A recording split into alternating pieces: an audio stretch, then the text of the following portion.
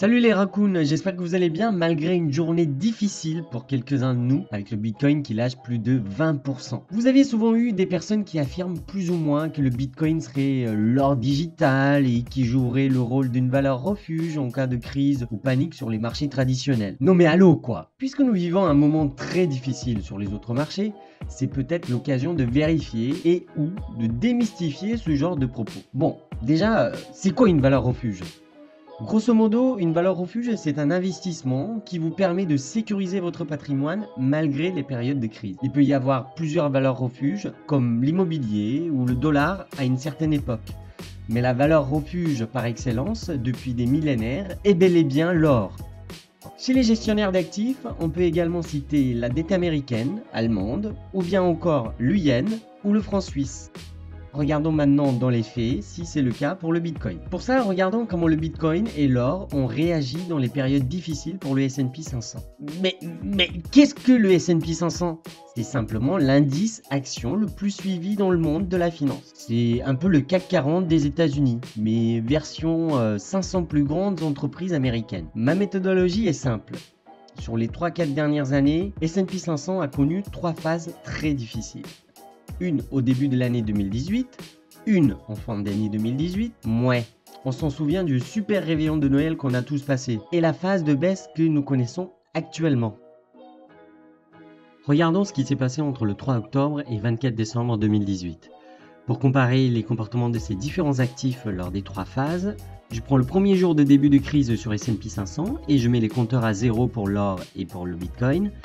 Et on regarde combien de pourcents ces actifs gagnent ou perdent à partir de ce premier jour de crise sur le S&P 500.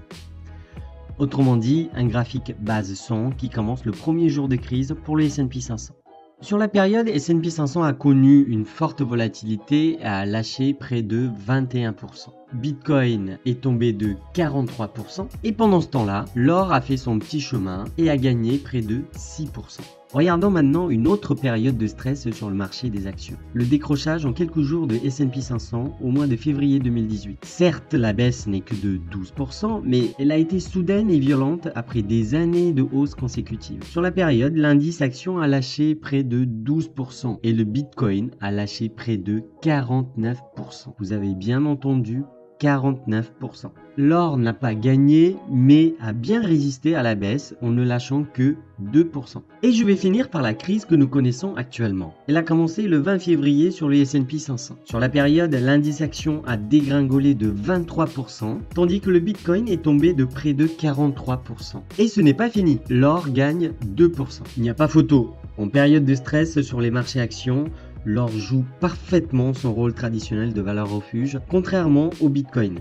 Dire que le Bitcoin est l'or digital qui est également une valeur refuge est totalement faux. Bon, maintenant qu'on a cassé le mythe, étant un passionné de la blockchain et des cryptos, j'espère qu'un jour on pourra fièrement affirmer, preuve à l'appui, que le Bitcoin est l'or digital. En attendant, soyez prudents sur les marchés, les raccoons. Merci d'avoir regardé cette vidéo, j'espère que ce format vous plaît. Si c'est le cas, n'hésitez pas à lâcher un pouce bleu ou à vous abonner et cliquer sur la petite cloche pour être informé des prochaines vidéos. Vous pouvez aussi partager la vidéo ou laisser un commentaire pour me dire les thèmes que vous voudriez que j'aborde dans les prochaines vidéos. A bientôt les raccoons et n'oubliez pas, riskless, stay alive.